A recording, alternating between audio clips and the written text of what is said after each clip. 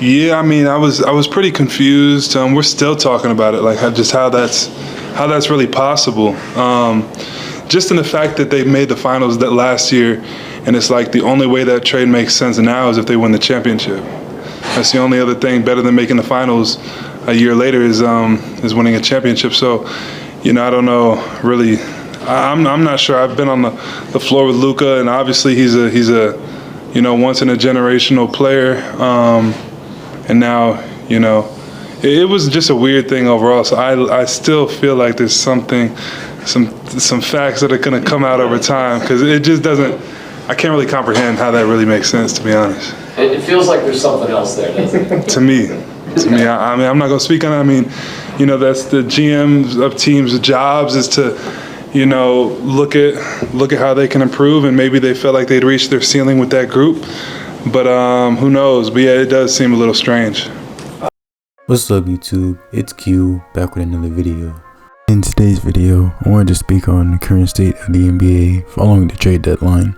There's a reason I showed you that MPJ clip to start the video. It will be a focal point for an honest opinion I will share later. But to start, I think we all heard by now how the NBA TV ratings this year have been down. Like, really down. I'm a guy whose first sports love was basketball. I've been watching basketball for as long as I can remember. Actually, I started playing basketball when I was about 10. I used to be in a rec league around that time. They continued playing until I was a freshman in high school, when football became my new number one sport. The NFL definitely has its problems too, like with the refs throwing questionable flags. But the NBA's problems have drove a large portion of its audience away from viewership. So yeah, to see the league in the state that it's in, it really sucks to see. I'll be completely honest, I used to watch NBA games on a nightly basis, or at least watch the highlights afterwards. Now, I mainly watch the NBA on Christmas or when the playoffs start. And I know for sure I'm not the only one that does this now. Actually, before I recorded this video, I had talked to some friends and other sports fans about this. One big issue the league is dealing with that's causing its massive decline is the amount of 3-point shooting. Now obviously 3 is more than 2, and theoretically if one team makes more 3s than the other, you have advantage in winning the game. I'm not an old head who says, oh, all these guys do nowadays and shoot 3s and flop. No. The current NBA still has the most talent that it's ever had, and there's plenty of players in the league now that have a deep bag of moves in their arsenal.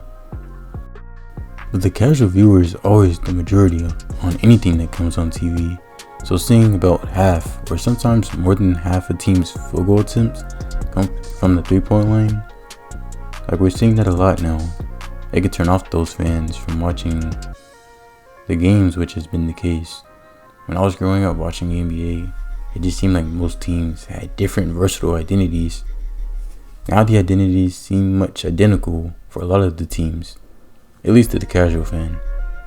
And you'll quite often see people blame Steph Curry for the dramatic increase in 3-point shooting. But I'm going to use his words. He didn't tell y'all to shoot like him. At the end of the day, Steph is in a league of his own when it comes to shooting the ball. The fact of the matter is, a lot of the players growing up that are currently playing high level basketball want to be like him, and the truth is, no matter how much they try to be Steph, you can't. But with the epic rise of the 3-ball, that leads to my next point. The defense in the NBA is lacking. It's crazy, a lot of games now, the scores look like semi-all-star game, or they look like a semi-all-star game. Shout out to Awful Coaching here on YouTube. He recently uploaded a video on how the Pelicans gave up 140 points to the Grizzlies without Ja Morant. The Pelicans aren't that good of a team, to be fair, but giving up 140 to a team without their franchise star is still asinine. And then, oh my goodness, the All-Star game last year, I'm sure did it for a lot of people.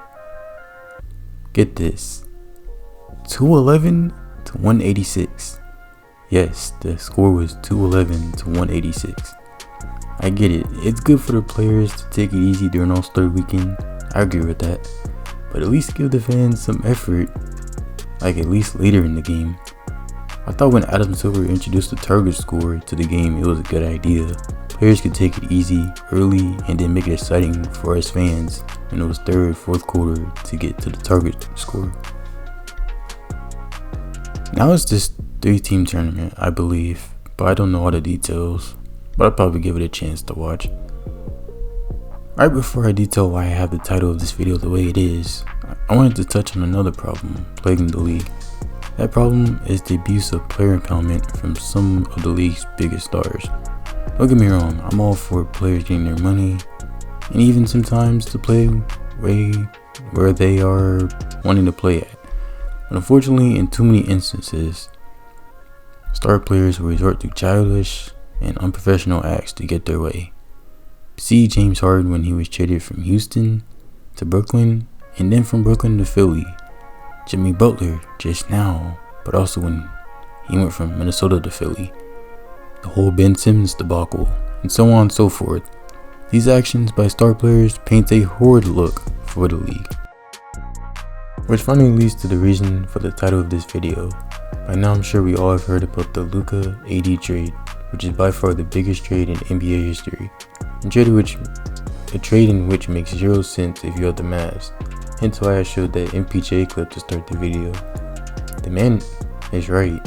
There is something being hid from everyone on why this would happen. And I believe what I am about to say could really be the case here. Do you guys remember when David Stern vetoed that trade that would have made Chris Paul a Laker?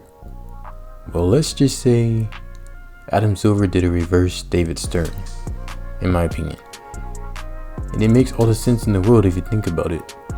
Let's trade a top 5 player in Luka to arguably the most popular team in the league, in the Lakers, pairing him with an historically great player in LeBron beside him, getting everyone to talk about it, because even channels that don't even cover sports were talking about this, guys. Like, this completely just broke the internet. And in the end, hoping that since Luka is joining LeBron, that it would help bring up the ratings again. I know that sounds very out there to at least some of you, but you have to remember, these executives will do anything to gain revenue. In the case of Dallas, I want to show you guys this TikTok I stumbled upon while recording this video. Turns out that the Luka Doncic trade had absolutely nothing to do with basketball whatsoever. It had to do with Texas billionaires wanting to make themselves rich in housing. Who now owns the Dallas Mavericks. They made a purchase from Mark Cuban 2 years ago. They purchased 73% of the Dallas Mavericks. They have been in the casino business for years. They've been dying to bring a casino to Dallas. They want a new stadium in order to have a casino attached to the stadium and have a little Las Vegas built in Dallas. The Texas legislature only meets once every 2 years, and they did not allow a new casino license to begin with unless it be sold to the housing ban. So the Allisons are pissed. If they don't get what they want, they're threatening to move to Las Vegas. But everybody knows that the NBA would not allow that to happen because Dallas is the 4th biggest TV market in the country, and it's the one of the premier teams. They just went to the NBA Finals again. So the NBA, if there's a huge fan base in Dallas, which is the case, and the fans love the team and are supportive of the team, then they are not going to allow the team to move to a totally different city, especially if the team's doing well. So what happens when the Allisons don't get what they want? They threaten to, again, move the team to Las Vegas, and that is a non-threat until they decide to throw away the marquee player, trade away Luka Doncic, get rid of him at his prime age, when he's right about to be at the best of his entire career, and completely tank the team. So they had no leverage against the Texas legislature, and they had no ability to threaten to move the team so they could get rid of Luka. Nobody thought they were serious because Mark Cuban owned the team. He owned 100% of the team, and then he sold 73% of it to people who don't give a shit about basketball. They're only interested in their career. And so now they have leverage. Now either the Texas legislature gives them what they want, which is a casino, or the team continues to tank and eventually they move it to Las Vegas and they get their casino there anyway. So who loses is everybody in Dallas. Everybody that loves the Mavericks gets screwed. Shout out to Jerry or Joey_Ruse on TikTok. You guys should check him out. Now, obviously, if what Joey is saying is the case, then my Adam Silver theory would obviously be wrong. However, what I said about the execs basically doing anything for an extra dollar would be correct. But yikes, the new owners in Dallas, from what we just heard, sound like trouble. Hopefully for Dallas fans, things never get to that point of the team being relocated, because I think we all know what type of uproar that would cause. But with that being said, I really hope y'all enjoyed the video. Make sure you guys follow all my social media. Links will be in the description and on my end screen.